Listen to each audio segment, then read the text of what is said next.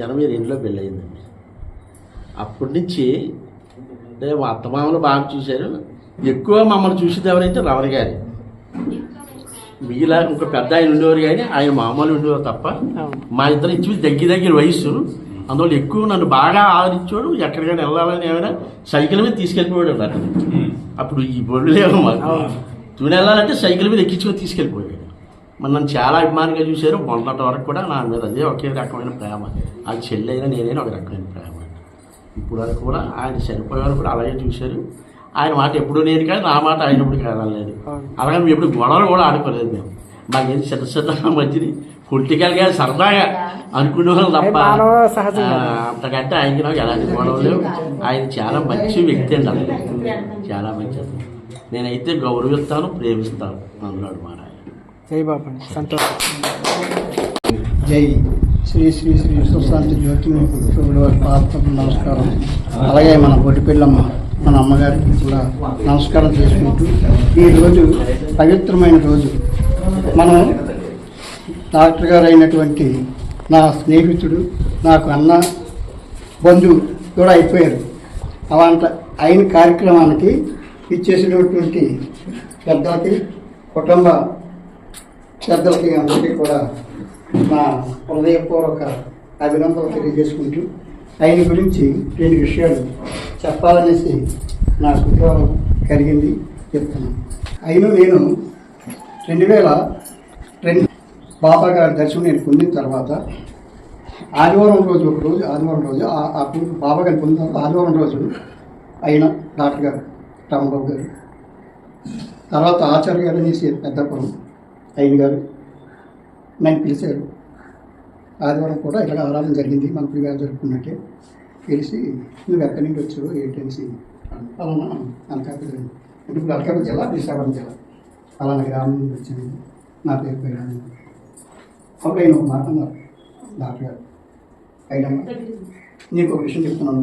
బాబా గారి దగ్గరికి వచ్చావు, దర్శనం పొందుతున్నావు, చాలాసార్లు నేను చూస్తాను. కానీ ఈవేళ ఎందుకో నీతో కొన్ని విషయాలు అడుగుతున్నాను అన్నారు. నువ్వు ఏం చేస్తున్నావు ఏంటనేసి అడిగితే నేను పలానా పని చేసుకుంటానండి కోట చెప్పుకున్న తర్వాత మరి బాబా గారు ఆయన చేత అనిపించారు ఏంటి. కానీ నువ్వు మీ ఇంటి దగ్గర ఆచార్య గారు, నేను, కొంతమంది భక్తులు కూడా వస్తాం, 7 వారాలు ఆరాధన పెట్టుకోవాలని చెప్పడం జరిగిందండి. ఆయన నాకు నిజంగా ఈ బాబా గారి ఏ విధంగా ఉంటారనేది కూడా నాకు తేటతేలం చేశారనమాట. ఆయన ఎవరనేది నాకు తెలియజేసిన మహాత్ముడు ఈ డాక్టర్ గారు రాంబాబు గారు. ఆయన ఎప్పుడైతే అడిగారో తప్పకుండా బాబా గారు నేను ఏంటనేది తెలుసుకున్నానండి. మీరు కూడా చెప్పారు కాబట్టి ఆయన సంకల్పం, బాబా గారి సంకల్పం కానీ కంపల్సరీగా ఉంటే మాత్రం మీరు చెప్పినట్టు నేను చేస్తున్నాను. అలాగే ప్రతి ఆదివారం కూడా మా ఇంటికి ఆచార్య గారు వచ్చేవారు, రామబాబు గారు వచ్చేవారు. ఇద్దరు కూడా ఆదివారం కూడా వచ్చి అలా 7 వారాలు కూడా జరిగింది. 4వ వారంలో ఆయన ఒక మాట అన్నారండి, ఇప్పటికీ కూడా నేను మర్చిపోలేను. మీ ఇంటికి బాబా గారు వస్తారు పైడన్న. నేను నోటంటే నేను చెప్తాను, అంటే ఆయన చేత అనిపిస్తున్నారు బాబాజీ గారు అన్నారు. అలాగే 5వ వారంలో నేను బాబా గారి దగ్గర దర్శనం పొందడానికి వెళ్ళానండి. దర్శనం పొందడానికి వెళ్తే ఇలాగే మనం అందరం ఇలా కూర్చున్నాం. భక్తులందరూ ఎక్కడెక్కడెక్కడో బెంగళూరు నుండి వచ్చారు, హైదరాబాద్ నుండి వచ్చారు, ఎక్కడెక్కడో వచ్చారు. వచ్చిన తర్వాత పైడన్న దిగన్నారండి బాబాజీ గారు. నేను మీలో ఆరాధన కార్యక్రమం జరిగేటప్పటికి 5వ వారంలో జరుగుతుంది అనేటప్పటికి వెళ్ళాం అనమాట. అప్పుడు ఈ విధంగా చెప్పారండి, నేను మీ ఇంటికి వస్తాను, నన్ను తీసుకెళ్ళగలరు అని అడిగారు. నేను తమ్మేమి పొందిపోయానండి, ఎంతో ఆనందం అయిపోయింది. దీనికి బాబాజీ గారికి మా ఇంటికి వచ్చేస్తానంటారు, నేను ఎలా తీసుకెళ్ళాలా అని ఊరికి ఆతృత పడతానండి. ఆతృత పెడుతుంటే పైడన్నా నువ్వు ఆతృత పడద్దు, నీ విషయం నాకు తెలిసిపోయింది, నువ్వు ఏమనుకుంటాను ఎలా తీసుకెళ్ళాలో. నేను విమానం మీద రాను, నాకు కారు ఉంది, నేను కారులో వస్తాను కానీ అని అన్నారు. అంటాను, తండ్రి మీరు సాక్షాత్తు పరమేశ్వరుడు, నాకు ఆ రూపం మీకు వచ్చిన రోజునే నాకు దర్శనం ఇప్పించారు. ఆ రూపం మీరు మా సర్వసాధారణంగా మానవులు కాదు అని అంటున్నాను. అందరూ వింటున్నారండి. అన్నానండి, నా కోసం నేను మిమ్మల్ని దర్శించుకుంటాను. నేను నా పొందలు చేశారు, మీరే రప్పించారు, మీరే నాకు దర్శించారు. కానీ మా ఏరియా ప్రజలకి ఎవరికి కూడా తెలియదని తమరు ఇక్కడ ఉన్నట్టు కానీ వాళ్ళ కోసం రావాలన్నాను. అమ్మ ఎంత చక్కటి కోరికోరాయ్యా బాబు. అప్పుడు అన్నారండి వాసుగారి నాన్న గారు, పైన ఎలాంటి మంచి కోరికోరాడు చూసా, అతని కోసం నేను ఇంటికి వెళ్తానంటే ఆయన ఇంటికి నేను వెళ్తానంటే ఆయనేమో అందరి కోసం రమ్మంటాడు. మరి అక్కడ ఒక ఉపన్యాసం ఇవ్వాలి. మరి ఉపన్యాసానికి ఇవ్వడానికి పైడానికి మీరు సహకరించాలి. తర్వాత అంటే డాక్టర్ గారు నిజంగా చెప్పింది సర్వసాధారణంగా డేట్ ఇచ్చారు. ఎప్పుడు అయినా బాగా డేట్ ఇచ్చారు. నాకు కూడా ఉంది ఏ విధంగా ఉండాలో నేను నిలబెట్టించాలో. ఈయన ఏంటంటే ప్రతి గ్రామం కూడా మా ఏరియాలో అనకాపల్లి దగ్గర నుంచి సోమవారం దగ్గర కూడా ఆరాధన కార్యక్రమానికి పైగా నువ్వు పలానా దగ్గర ఆరాధన తిన్నావు, నువ్వు రావాలి, ఇద్దరం కలిసి వెళ్ళాలి అని చెప్పుకోరండి. చెప్తే ఆయన ఎక్కడికి రమ్మంటే నేను అక్కడ పారిపోయానండి. ఎలాగా ఒక తమ్ముళ్ళలాగో ఒక అన్నలాగో ఇద్దరికి అంత అనుబంధం అయిపోయింది అన్నమాట డాక్టర్ గారికి నాకు. ఫస్ట్ నుండి కూడా ఈ విధంగా ఉండేవారండి. తర్వాత అటు కూడా రాజమండ్రి పెద్దప్పుడు 2 సార్లు తీసుకెళ్ళారు. ఎవరికి మన ఆచార్య గారికి తీసుకెళ్ళడం. అక్కడ కూడా అప్పుడే పరిచయం అయ్యారు. సామాన్లు కూడా తీసుకెళ్లారు. ఈయన తీసుకెళ్ళని దగ్గర బంధువులు. తర్వాత ఇక్కడ సోదరం దగ్గర కొట్టడం దగ్గర ఉందండి, ఆయన దగ్గర కూడా అక్కడికి కూడా తీసుకెళ్లారండి. బంధువులందరికి కూడా తీసుకెళ్లారండి. నేను అందరినీ కూడా దర్శనం పొందాను. ఈ విధంగా నాకు అతనికి నాకు ఉన్నటువంటి అభినయం, తర్వాత ఇంత చక్కగా నాకు ఈ బాబాజీ గారికి పొందడానికి కూడా కారణం నాకు డాక్టర్ గారు రాంబాబు గారే. జై బాబా, జై బాబా, జై జ్యోతి. కానీ బాబాజీ గారే ఆయన తీసుకెళ్ళారు. ఆయన ఏంటంటే ఒరే బాబు నువ్వు ఇంత కష్టపడద్దు, నువ్వు నా రోజుకి వచ్చాయి అని తీసుకెళ్ళిపోవడం జరిగింది. అమ్మగారు అమ్మవారి ఆరాధన జరుగుతుంది అక్కడ పుడిపిల్ల అమ్మగారి గుడిలో జరుగుతుంటూ అక్కడ నిన్నటికి ఏంటంటే మనసుగా డాక్టర్ గారిని తీసుకురాలేకపోయినాయి, డాక్టర్ గారు రాలేదే, నాతోటట్టుగా ఉంటే ఎంత బాగుండు అనేసి నా మనసులో ఉరిదండి. ఆ మనసు ప్రకారంగా ఏమిటి ఎలాగని చూడాలి, చూసి వెళ్ళాలి అనేసి అనిపించి నేను మీకు కూడా చెప్పానండి ఇలా వెళ్తానని చెప్పడం జరిగింది. బాబుజీ గారికి కూడా వెళ్ళాలని అడిగారు. మీరు అడిగితే కొద్దిగా బాగోలేదని అన్నారండి. అంటే నిజంగా చెప్తున్నానండి. ఎవరు మనసు మీద పడుకొని ఉన్నారు. ఆరోసరికి పైడన్ వచ్చాడని అన్నారు అమ్మగారు. పైడన్ వచ్చినాడు అంటే టక్కునే పైడన్ అని చెప్పేసి విధిచేసాడండి. అసలు ఏంటంటే నా మ్యారేజ్ 91 జరిగింది. 91 జరిగినప్పుడు నేను బాబాజీ సిద్ధాంత ప్రకారంగా మ్యారేజ్ చేసుకున్నాను. మామయ్య అని మా కుటుంబ సభ్యులందరికీ చెప్పాను. ఇదేదా నువ్వు పంతులు లేకుండా చేసుకుంటావు, బాబాజీ సిద్ధాంతం అంటున్నావు, పంతులు లేదు కదా, పంతులు లేకుండా చేసుకోవడం ఏంటి అంటే మా మామయ్యతో అన్నాను, మామయ్య ఆయన పంతులు ఉన్నారా లేదా, ఆయన ఎవరో మీరు చూడండి, వచ్చి ఒకసారి వచ్చి నా పెళ్లిలో ఆయన చూస్తే ఆయన ఎవరని మీకు తెలుస్తుంది. పంతులు చేసేది కాదు ఇది, 7 దివ్యజ్ఞానం కలిపి చేస్తారు. అది హృదయ సత్యధర్మంలో చేసేది యొక్క వివాహ వ్యవస్థ. ఆ వివాహ వ్యవస్థ ప్రకారంగా నేను వివాహం చేసుకుంటున్నాను. మేము నా తల్లిదండ్రులు ఒప్పించుకొని చేసుకుంటున్నాను. అలాగే అటు ఆచార్య గారి కుటుంబ సభ్యులు ఒప్పించి చేసుకుంటున్నాం. మీరు వచ్చి ఈ పంతులు గొడవ గట్రా పెట్టకుండా వచ్చి ఆయన చూడండి అన్నాను. చూసిన తర్వాత వచ్చారు మా మేనమాలో కుటుంబ సభ్యులు అందరూ వచ్చారు. వచ్చిన తర్వాత బాబాజీ లోపల ఉన్నారు, రారన్నారు. మా మామయ్యని ఇద్దరిని తీసుకెళ్ళాను. ఈయన చిన్నమామయ్య అండి, నేను పెదమామయ్య అన్న. మీ పేర్లు ఏంటని అడిగారు. అయితే ఆయనేమో బ్రహ్మ అని చెప్పారు, ఈయనేమో రావణమూర్తి అని చెప్పారు. రావణమూర్తి నువ్వు అన్నారు బాబాజీని. ఈయన ఎవరు చిన్నమామయ్య అన్నారు. ఒకసారి మా మామయ్యకి అలా చూశారు. అలా కింద నుంచి పైకి చూసి అదే ఏర్బాబు మనం పనికొస్తానన్నారు అనేసి అన్న ఈ బుద్ధి అమ్మన్నారు. ఈ బుద్ధి ఇలా తీసి మా మామయ్యకి ఇలా చిన్నమామయ్య బొట్టు పెట్టారు. తర్వాత పెద్దమామయ్య పెట్టారు. బొట్టు పెట్టేసిన తర్వాత ఆవిడ బాబాజీని ప్రతిదీ బాబాజీ ఏం చేస్తున్నారు నా పెళ్ళిలో అంతా గమనించేవాడు. గమనించి బాబాజీ అలాగ మా ఇద్దరు ఎలా కూర్చున్నాం, మాతృ పూజ చేస్తున్నాం తల్లిదండ్రులకి. బాబాజీ ఎలా పైనుంచి ఊరికి తీసి పంపు తీసి ఆవిడకి నాకు గుర్తు పెట్టి అక్కడ ఉండబట్టి ఇదంతా ఎలా చేస్తున్నారని రావణమాయ గారు అక్కడి నుంచి ఆయన ఏం చేస్తున్నారో ప్రతిదీ గ్రహించారు. ప్రతిదీ గ్రహించిన తర్వాత పెళ్ళి అయిపోయింది, అందరూ జరిగితే మళ్ళీ బాబాజీ దగ్గరికి వెళ్ళిపోయాను. నేను వెంటనే వెళ్ళిపోయాడు బాబాజీ దగ్గరికి. బాబాజీ ఇంకా నేను మిమ్మల్ని జనం వేసుకుంటున్నాను అన్నారు. అయితే నీకు బాధ్యత చెప్తున్నారా, ఆ బాధ్యత నిర్వర్తించి నీకు తిండికి బట్టకి లోటు ఉండదు. నీ పిల్లల్ని 7 తరాలు చూస్తాను నేను, నీకెవరా నీ పిల్లలు చెప్తాను, 7 తరాలు నీకు చూస్తాను, నువ్వు వెళ్ళిపో, నీ బాధ్యతలు ఉన్నాయి అప్పు చెప్తున్నాను, చేసుకో, ప్రసారం చేసుకోమన్నారు. ఆ రోజు నుంచి ఈ రోజు వరకు కూడా ఎన్నో శ్రమలు పడ్డాడు, ఎన్నో బాధలు పడ్డాడు, కుటుంబ సభ్యుల ద్వారా బాధలు పడ్డాడు. కానీ ఇవాళ దివ్య భావనలు చేరేది. అది ఎవరికైనా తెలుసా? ప్రకృతి బలం వేరు, దైవ బలం వేరు. దైవ బలం వేరు, ప్రకృతి బలం వేరు. ప్రకృతిలో ప్రస్తుతం జనం ఎవరు పడ్డారంటే దాన్ని బాగా నడుతుంది కదా యుద్ధ జీవితం అనుకుంటారు. కానీ చనిపోయిన తర్వాత నరకాగ్నిలో పడినప్పుడు ఆ యొక్క జీవాత్మ సంగతి వాళ్ళకి తెలియదు. కానీ మనకు తెలుసు, బాబాయ్ చెప్పారు కాబట్టి, అది ఆశ్రయించారు కాబట్టి. ఇలా బ్రహ్మం గారికి రావణమూర్తి గారికి ఏం లోటు చేశారు? ఇలా ఏమైనా లోటు చేశారా? తన పిల్లలను తెరపరిచారు, తన కుటుంబ సభ్యులను తెరపరిచారు, గృహాన్ని నిర్మించగలిగారు. తర్వాత జ్ఞానాన్ని ప్రసాదించి ఆయనకి ఇవాళ ఎంత పేరు ప్రతిష్టలు వచ్చినాయి తెలుసా? ఆశ్రమంలో కూడా ఈయన చనిపోయి ఆ మీటింగ్ దగ్గర బాబాజీ వెళ్ళి నర్సీపట్నం బొడిపల్లి వెళ్ళాలని అర్జెంట్గానే మీరు మీటింగ్ పూర్తి చేసుకోండి. కల్లాకి వచ్చి వాళ్ళు చెప్తున్నాడు మీటింగ్ జరుగుతుంటే నేను బొడిపల్లి వెళ్ళాలి, ఒకళ్ళ దగ్గరికి పోతున్నా తీసుకెళ్ళాలి. ఎవరే కాదు మన ఆశ్రమం సెక్రటరీ నేను రావణమూర్తి నా దగ్గర తీసుకెళ్ళిపోతాను దీని అంతకన్నా బాధ్యత ఎవరికి కావాలి? ఎంతో మంది చెప్తున్నా ఎలా వాళ్ళ కుటుంబానికి ఏమైనా రోడ్డు చూపించారా బాబాజీ? గుహానికి ఆకర్చారు, అక్కడ గుహం ఆకర్చారు. ఇది చేసుకోవడానికి సరైన స్థితిని కల్పించారు. ఇలా కల్పించి వెళ్ళిపోయి ఏమైనా అనాథం చేసి వెళ్ళిపోలేదు కదా. అందుకనే జ్యోతిని నమ్ముకున్నవారు భూమి సూర్యచంద్ర నక్షత్ర ప్రకాశించమని చెప్పారు. దానికి కారణం అదే. అందుకే ప్రతి ఒక్కరు కూడా జ్యోతిని అన్వేషించండి, జ్యోతిని పూజించండి, జ్యోతిని యొక్క తత్వం తెలుసుకోమనండి. గంధం గురించి ఎన్నో చోట్లకి వెళ్ళి ప్రతి చోట గంధం గురించి చెప్పారు. ప్రతి చోట గంధం చెప్పారు. ఎవరు కోపగించినా ఏం చేసినా గ్రంథం చేసుకోండి. మా మామయ్య గారు ఆచార్య గారు ఇద్దరు కలిపి ప్రతి చోట 7 వారాలు ఆరాధన జరిపించేవారు. కలుటి రేపేవారు. అక్కడికి వెళ్ళిపోవారు. అక్కడ కూర్చొని ఆరాధన చేసేవారు. అమ్మ మీ కుటుంబాన్ని బాబాజీ ఆశీర్వదిస్తారు. ఎవరైతే జ్యోతి వెలిగించి ధ్యానం చేసుకుంటారో వాళ్ళ బిడ్డలు 7 తరాలు చూస్తారని బాబాయ్ చెప్తున్నారు. 7 తరాల వరకు చూస్తారు. ఈ తరం కాదు, ఈ భూమి మీద ప్రపంచంకి వచ్చి ఎవరో వరం ఇవ్వలేదు. నా పని మీరు చేయండిరా, మీ బిడ్డలు నేను 7 తరాలు చూస్తానని చెప్పిన ఏకైక మహాత్ముడిగా సృష్టికర్త, సాక్షాత్ సృష్టికర్త. ఆ విధంగా ఇవాళ నమ్మాం కాబట్టి ఎవరికి ఏ లోటుపాట్లు లేకుండా అందరికీ అన్ని సమకూర్చి తన బిడ్డలు కూడా భవిష్యత్తు తీసుకొచ్చే ఇలా రావణ గారు లేదని రావణ గారు ఉన్నారు. ఇక్కడ అందరిలోనే రావణ గారు ఉన్నారు. తన బిడ్డలు కూడా ఇవాళ ఏమో అనం చేయలేదు. అందరికీ కూడా అన్ని బలపరిచి బాబాజీ అన్ని బలపరిచి తన దగ్గర తీర్చేయలేదు. తన బాబాయ్ చెప్పిన మాట నిర్వర్తించలేదని చేస్తుంది. ఇలా కుటుంబ సభ్యులు అడగండి ఎవరు. అందుకని ఏం చెప్పానంటే మా బంధువులందరికీ చెప్తున్నాను, రండి జ్యోతికి రండి, ధ్యానం చేసుకోండి, గుణారాయణ తీసుకోండి, మీరు కూడా అందరూ అభివృద్ధి చెందండి అని చెప్తున్నాం. అది నిర్వర్తించిన వాళ్ళకి, ఆ విశ్వాసం ఉన్న వాళ్ళకి అన్నీ సమకూరుతారన్నమాట. జై జ్యోతి, జై జ్యోతి, జై జ్యోతి. జ్యోతి ప్రేమికులందరికీ ఆ బాధ పొందాలి.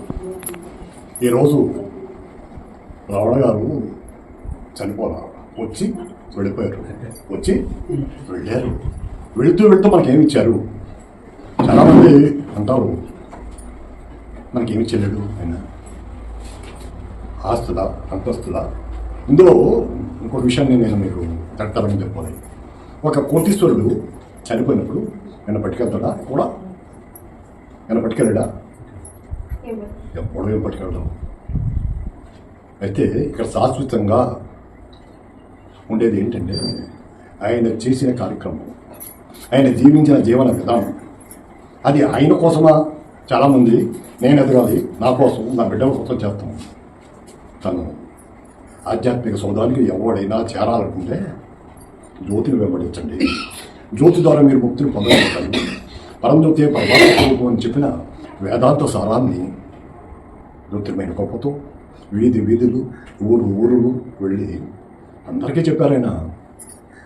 మరి చెప్పడమేనా ఆయన ఆచరించాడా అంటే మీకు కొంతమందికి తెలుసో లేదో తెలియదు. ఆయన ప్రతి దాని పట్ల, జ్యోతి నామం పట్ల ఆయన చాలా శ్రద్ధ తీసుకునేవారు. అంటే జ్యోతి ఏం నేర్పింది ఆయనకి అంటే, ఎదుటివాడి కష్టం ఉంటే ఆర్థిక సాయం చేసేవాడు, తన దగ్గర లేకపోతే పక్కన ఉన్న అడిగినా ఇచ్చేవాడు. ఎదుటివాడు నువ్వు కష్టాల్లో ఉన్నావు, బాధపడదు, నేనున్నాను, నా తండ్రి ఉన్నాడు, ప్రాంతం చేస్తాను అని చెప్పి ఎందరికో బాసటగా కూడా ఉన్నాడు. కాబట్టి తను, తన పిల్లలు, తన కుటుంబం యావత్తు మరి సుఖ సంతోషంతో ఉందనే చెప్పాలి. కారణం అంటే సుఖం అనేది ఎక్కడి నుంచి? ధనంలో లేదు సుఖం. సమిష్టిగా బిడ్డలందరూ కలిసి వాళ్ళతో సహజీవనం చేసే దాంట్లోనే ఉంది సమిష్టి. ఈవేళ ఉంది. చిన్న ఉదాహరణ చెప్తాను. నా తమ్ముడు కోట్లు గడించాడు, నన్ను చూడ అక్కడ ఉందా ఆనందం? లేదు. ఎదుట మనిషిని ప్రేమించగలిగే స్థాయికి ఆధ్యాత్మిక ప్రయాణం సాగిస్తే అతను ఎప్పుడు ప్రేమిస్తూనే ఉంటాడు. ద్వేషం అనేది ఆయన దరికి చాలదు.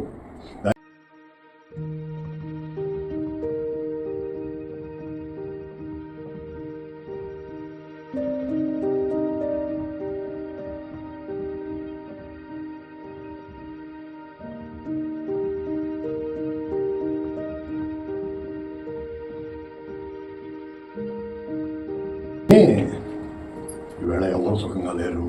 ఆ బిడ్డ గురించి నాకు తెలుసు, ఆ కుటుంబం గురించి నాకు తెలుసు. ఆ వేళ ఎంతో స్థాయిలో ఉన్నారు. మాకు గాల్మిచ్చిట్లో అయితే మనిషిని ప్రేమించేవాళ్ళు లేరు. దానికి కారణం ధనమే దైవం అని భావించే దరిద్రుడా, రక్త అష్టమతో పుట్టుకతో జీవించు శ్రీమంతుని యందు నేను ఆనందించుతున్నాను అని బాబా ఎంత మాట చెప్పారు. జ్యోతిర్మైన చెంత తిరిగినప్పుడు నేను మీ అందరికీ ఒకటి కోరుతాను, బాబాని పూజించమని చెప్పలా. బాబా పరజ్యోతే పరమాత్మ రూపాన్ని పూజించండి. ధరణ అవతరించిన అవతారమూర్తులు అందరూ హృదయాంతరంగమున ఆ జ్యోతి వెలుగుతుంది. నువ్వు ఎవరంటే పూజించు కానీ ఆయన చెప్పాడు. కృష్ణుడు అంటాడు ఓ దగ్గర అర్జునుడితో, నువ్వు నీ కర్మ చెయ్యి, ఫలితం దేవుడు ఉందని. నాకు ఇది రావాలని చేయకు, ఎప్పుడు నేను ఇది చేస్తే నా వెంట ఈ జనం వస్తారని చెక్కు, నాకు ధనం వస్తుందని చెక్కు, నీ కర్తవ్యం నువ్వు చెయ్యి అని చెప్పాడు కృష్ణ భగవానుడు. అలాగే బుద్ధుడు, అలాగే ప్రతి షిరిడి సాయి తరుణ అవతరించిన మహాత్ములందరూ ఒకటే చెప్పారు, నీలో నువ్వు చూసుకో, బయట ప్రపంచాన్ని నీకేం కనపడదు, ఈవేళ ఉన్నది రేపు లేదు. మళ్ళీ రేపు ఎక్కడ ఉంటుంది ఎందుకంటారు బాబా, ఆటలతో బాల్యం గతించిపోవను, ఆనందంతో యవ్వనం గతించిపోవను, కోరికలతో కౌమార్యము గతించిపోవను, మృత్యువుతో దాపర్యం గతించిపోవను. నేను ఎందుకు అంటున్నానంటే ఇందాక కూడా చిట్టుబాబు గారిని గురించి చెప్పాల్సి వచ్చిందంటే, వాళ్ళు ఈ వేళ ఎక్కించుకుంటే అపర కోటిస్తులే ఉండి లేని వాళ్ళు అయ్యారు, మనం లేని ఉండేవాళ్ళు అవుతాం ఆధ్యాత్మిక ప్రయాణం చేస్తే. కాబట్టి దయచేసి మరి కాలతీతం అయింది. రమణ గారు అందరి ఎదలు తాను తనే తనంతట తానే ఈవేళ నడుస్తున్నారు. దాని గురించి ఆయన గురించి చింతించాలని పర్లేదు. మరి దాంట్లో ఒక సూక్తి ఉంది, హృదయ పవిత్రత లేని భక్తి విశ్వాసాలు బురదగుంట్లో నిన్న అటువంటి క్రిమికేటకాలతో సమానం అని చెప్పేసి ఉంది. ఇక్కడ మన డాక్టర్ గారిని చూసుకుంటే ఆయన విశ్వాసానికి ప్రాతిపదిక, అంటే విశ్వాసానికి ఒక ప్రతీక ఆయన. ఎందుకంటే శారీరకంగా ఎంతో నలిగిపోయినా సరే ఎక్కడ కూడా జ్యోతిమయ ప్రభు పట్ల విశ్వాసం, ఆయన పట్ల విశ్వాసాన్ని వదలలేదు ఆయన. మనం శారీరకంగా నలిగిపోతుంటే మనం ఈ బాధల్లో పడి ఆ బాధల్లోనే మునిగిపోతాం. కానీ ఆయన బాబాజీ పట్ల విశ్వాసాన్ని ఎట్టి పరిస్థితిలో కూడా వదలలేదు. ఆకక్షణాల్లో కూడా ఆశ్రమానికి వచ్చాడు ఆయన. అంత బాధల్లో మనం చాలా బాధపడిపోతుంటాం, కానీ ఆయన ఆశ్రమానికి వచ్చి బాబాజీ ఆశీర్వాదం తీసుకోవాలని, ఆయన దర్శించుకొని వెళ్ళాలని వచ్చాడు. డాక్టర్ గారు మామూలు వ్యక్తి కాదు. ఆయన భక్తులు చాలామంది ఉంటారు బాబాజీ, కానీ డాక్టర్ గారు జ్ఞాని. జ్ఞాని అంటే దైవం గురించి గ్రహించుకున్నవాడే జ్ఞాని. ఏది పడితే అది గ్రహించుకోవడం కాదు, దైవం తాలూకా ఔన్నత్యాన్ని గ్రహించుకున్నవాడు జ్ఞాని. ఆ జ్ఞాని ఈ డాక్టర్ గారు. గ్రహించుకోవడమే కాదు, దాన్ని గ్రహించుకున్న 10 మందికి పంచాలి, ఆ ఆనందాన్ని అందరూ అనుభవించాలని చెప్పి ఆయన చాలా ప్రయత్నం చేస్తూ ఉండేవాడు. చేశారు కూడా. ప్రతి ఒక్కరు కూడా ఆనందంగా ఉండాలి. అలాగే మాతృపూజలు, ఎన్నో మాతృపూజలు దగ్గరుండి మంత్రోచ్చారణ చేసుకొని సేవ అంటే సేవ మార్గంలో నడిపించారు. విశ్వాసం, సేవ, భక్తి విశ్వాసాలు అన్నీ కూడా మనం డాక్టర్ గారిని చూసి మనం కంపల్సరీగా నేర్చుకోవాలి. మనం కూడా ఆ విధంగా తయారవ్వాలి. జై బాబా అండి. అలాంటి తండ్రి అందరికీ ఉండడం. చాలా మంది తండ్రులు ఉన్నారు, ధనం సంపాదించండి, అది సంపాదించండి, ఇది సంపాదించండి అన్నారు. కానీ దైవత్వాన్ని నమ్మి దైవత్వాన్ని పాటించమన్నారు. అదని చెప్పాడు, మీకు ఎప్పుడైనా కూడా ఏదని చెప్పాడు.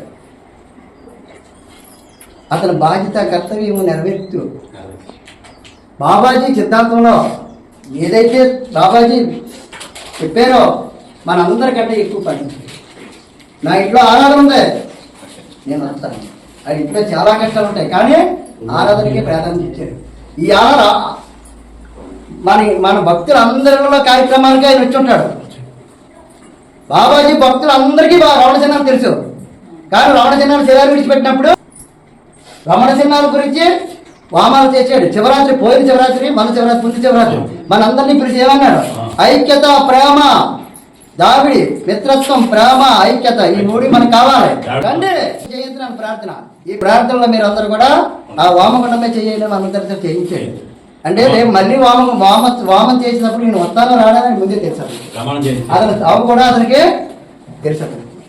నేను 2వ సారి వచ్చాను. ఫస్ట్ రోజు అక్కడ తీసుకొచ్చారు కదా, 90% వచ్చి కళలోకి వెళ్ళిపోయాడు, చావుకి దగ్గరికి వెళ్ళిపోయాడు. అప్పుడు ఎవరో ఈరబాబు అన్నయ్య ప్రసాదును అయ్యో అయ్యో అన్నారు. మృత్యువు లోనికి రాదు, ఆడి సామాన్యుడు కాదు, ఆడి తండ్రి ఉన్నాడు ఆడి పక్కనే, అందుకే ఇక్కడ తీసుకొచ్చాడు. ఆడి బతికి పిల్లల దగ్గర తీసుకెళ్ళి పిల్లలతో చూసి ఆడు ఏం చెప్పాలో చెప్పేసి ఆయన శరీరాన్ని పెడతాను, మీరు కంగారు పడకండి అన్నాం. ఈ బుద్ధి నోట్లు వేసిన తర్వాత చిన్న ఆటోలో ఎవరితో మాట్లాడకపోయినా నన్ను కాకేసాడు. జ్యోతిర్మని ఇలాంటిదో ఇచ్చి ఇదంతా సొంగ కాకపోతుంది అనమాట. అంటే ఎగువ కాదు, శరీరం పెట్టి ఎగువ వస్తుంది. అలాంటి ఎగువ పడిలో వచ్చేటప్పుడు ఆ జ్యోతిర్మని ఇలా చూసి శుభ్రం చెప్తానా ఇలా చూశాడు. అన్నాడు.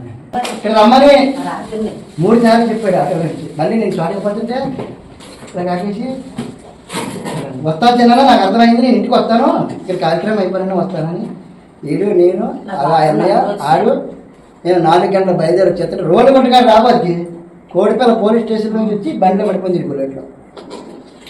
బుల్లెట్లో పడిపోతే ఈడును ప్రసాద్ కలిసి బండిలో పడిపోయి చచ్చిపోయిందంటే నేను అన్నాను ప్రసాద్ తోటి, అది బాబాజీ దాని లైట్ తీస్తారు, చిన్నానికి లైట్ ఇస్తారు, అది ఇంకా పిల్లలతో పిల్లలు అందరూ ఏ కష్టకాలు చెప్పాలా, టైం ఉంది, బాబాజీ ఇస్తారు, ఏం కంగారు పడకండి, మనం వెళ్ళబోదు బాబాజీ అని మేము వచ్చాం.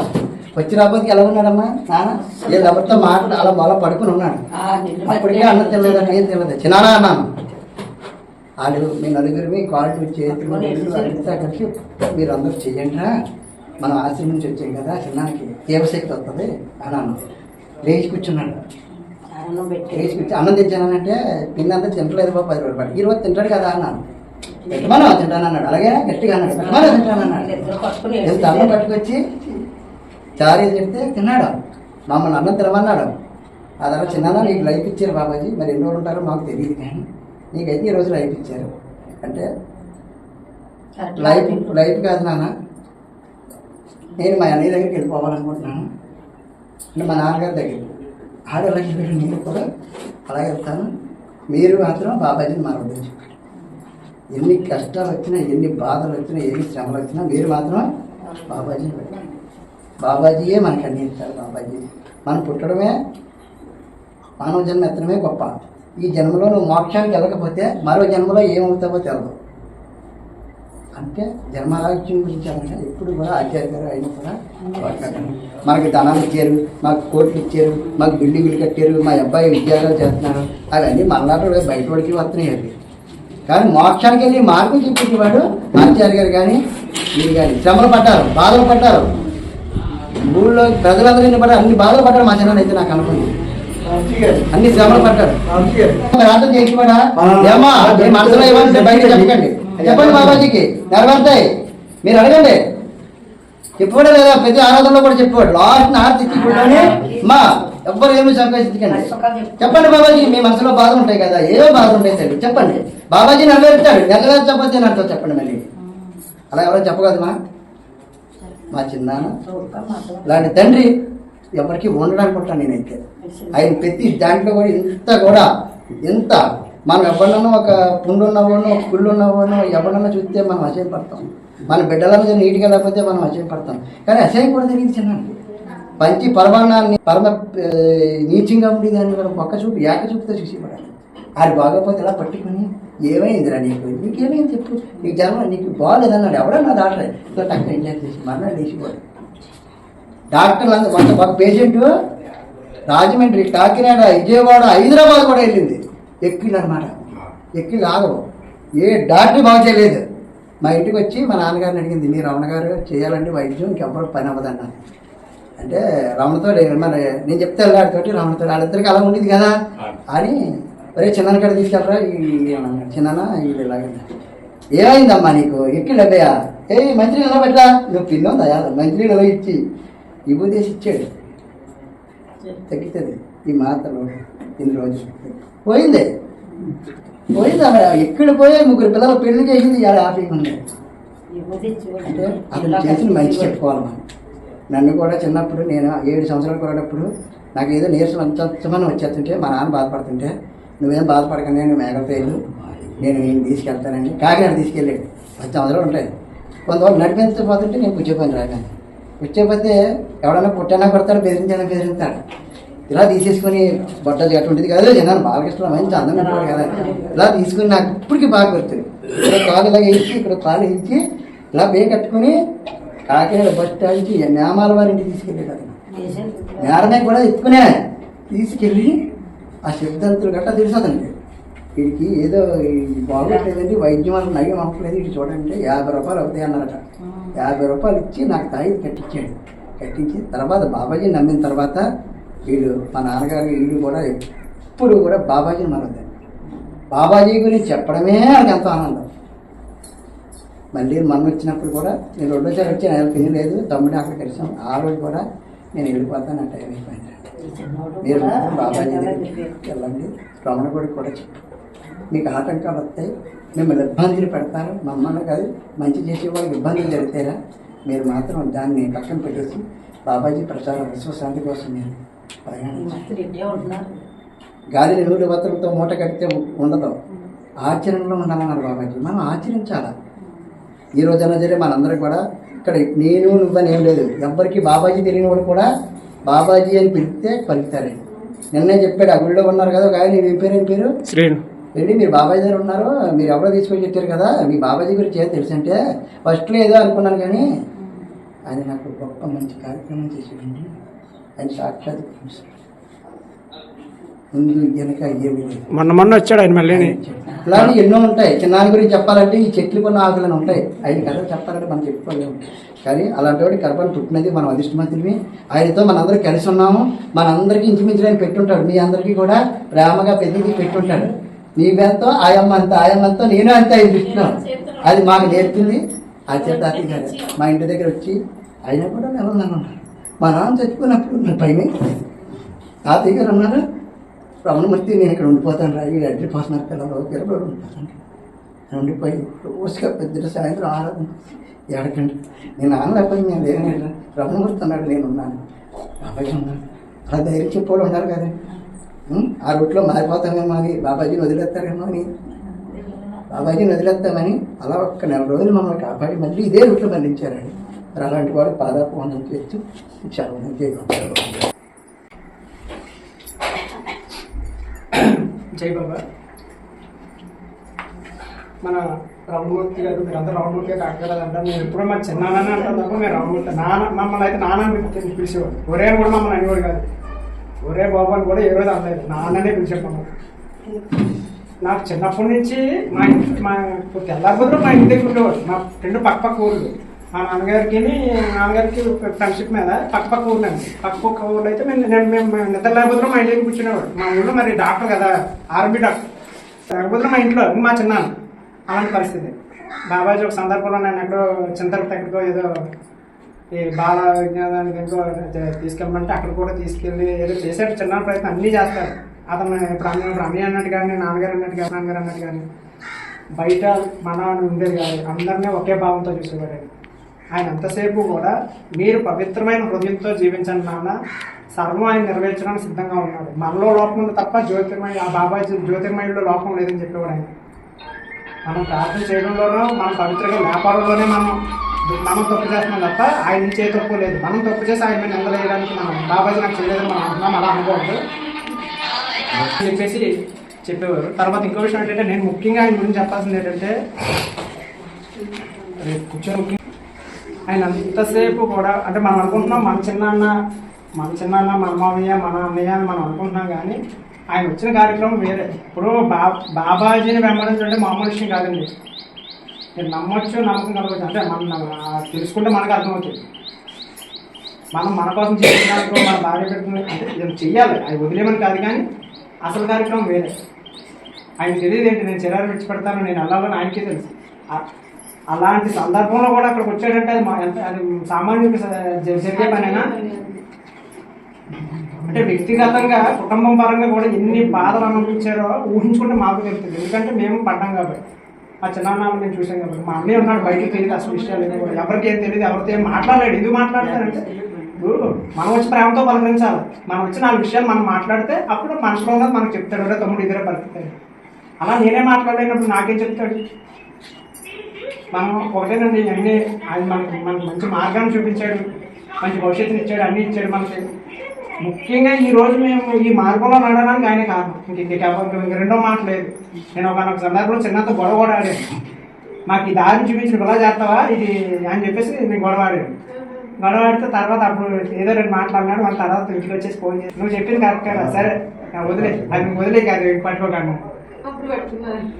అంటే అర్థం మరి తండ్రి కొడుకు కదా ఉంటుంది కదా అని చెప్పేసి అప్పుడు చెప్పాడు. నువ్వేం చేయాలనుకున్నావు చెయ్యి, నేను కూడా ఆపడు, నేను ఆపడానికి ఎవరు సరిపడి నీకు బాబాజీ ఏదో ఇచ్చినట్టున్నారు, కానీ నేను ఉంటానని మాట్లాడేవాడు.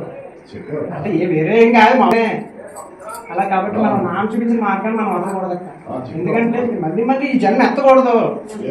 మనం అన్ని బాధలు ఇబ్బందులు పడి ఈ జన్మకు వచ్చి నువ్వు మళ్ళీ నువ్వు ఫస్ట్ క్లాస్కి వెళ్ళిపోతాను, నేను 10th క్లాస్ నుంచి ఫస్ట్ క్లాస్ సెకండ్ క్లాస్ చదువుతానంటే ఎలా కుదురుతుంది? ఈ జన్మను ఉపయోగించుకుని మనం జ్యోతిని ఆరాధించి నాన్న ఎక్కడైతే వెళ్ళిపోయాడు నాన్న దగ్గరికి వెళ్ళిపోవాలి. మనం ఇంకా ఒకటే ఫైనల్ గా ఆలోచించుకుందాం. నేను ఎవరిని నొక్కించి గట్టిగా చెప్పను కానీ చెప్పి స్వతంత్రం కూడా. ఎందుకంటే అతను అలాంటి వ్యక్తి కాబట్టి ఆయన కోసం మనం గట్టిగా బలంగా చెప్పొచ్చు. ఎవరు కాదు మానసికంగా మనంతా మన అంతరాత్మ ప్రశ్నించుకొని ఆయన మనకి సన్మార్గాన్ని చూపించాడు. ఆయన వెళ్ళిన స్థానానికి మనం వెళ్ళాలని మనం కూడా ఆయన ఆదర్శంగా తీసుకొని ఆయన మన మార్గదర్శిగా తీసుకొని ఆయన మార్గంలో మనం ప్రయాణం చేయాల్సింది. మనకి ఎవరితో సంబంధం లేదు. నువ్వు కోట్లు గడించాల్సిన లేదు, నువ్వు లక్షలు దానం చేయాల్సిన లేదు, ఏం చేయదు. నువ్వు తినే పట్టడమో ఎవరికో ఆకలన్నా కూడా పెట్టు. జ్యోతి వెలిగించి జ్యోతి నమస్కారం చేయండి. జై బాబా. జై జై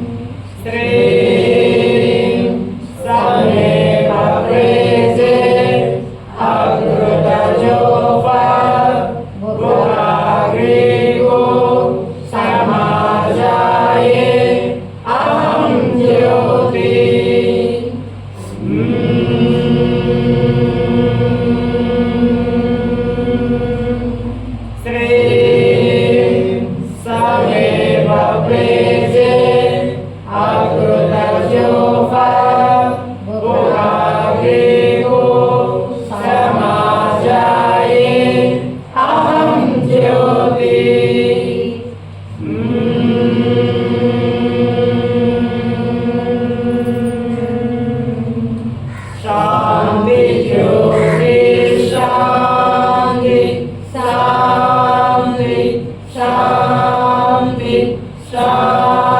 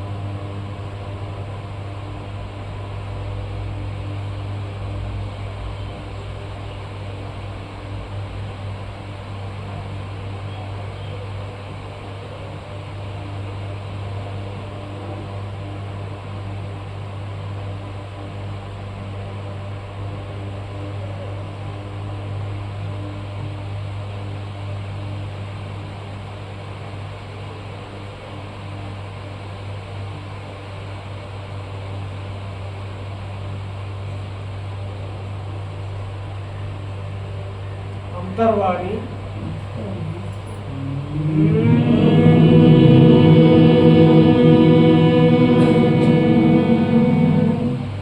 జ్యోతి శాంతి శాంతి శాంతి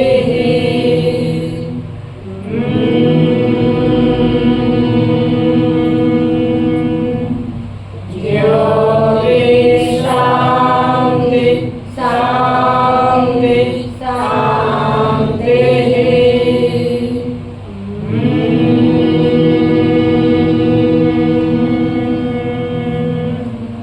జ్యోతి శాంతి శాంతి శాంతి శాంతి శాంతి శాంతి శాంతి స్వయం స్వయం కృతం స్వయం కృతం స్వాహాహం స్వయం సహస్వాహం సహస్వాహం స్వయం తేజస్వరం స్వయం అహం జ్యోతి సత్సంకల్ప సిద్ధిరస్తు సత్సంకల్ప సిద్ధిరస్తు సత్సంకల్ప సిద్ధిరస్తు అహం జ్యోతి తేజస్వరూప ఈ సంకల్పమే సిద్ధించను.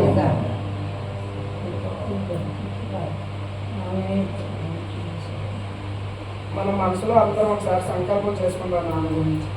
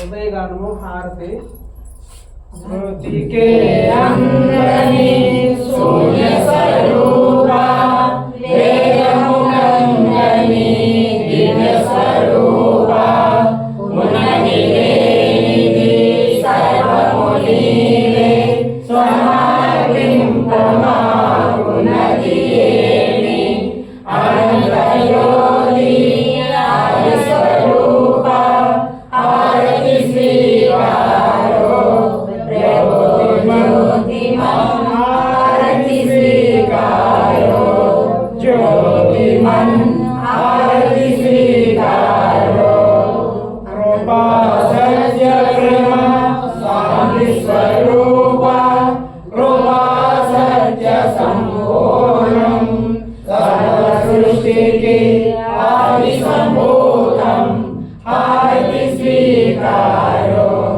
జ్యోతిమన్ హారతి స్వీకారో జ్యోతిమన్ హారతి స్వీకారో మహిమా స్వరూపి అనంతయాని అగోచరివి త్రికాలవేదివి కరుణామయివి ప్రేమ స్వరూప ఆరతి స్వీకారో ప్రభో జ్యోతిమన్ ఆరతి స్వీకారో ప్రభో జ్యోతిమన్ ముందుగా చూపిస్తారా? హలో ఆ మాట అయిపోయింది. ఆ మాట అయిపోయింది.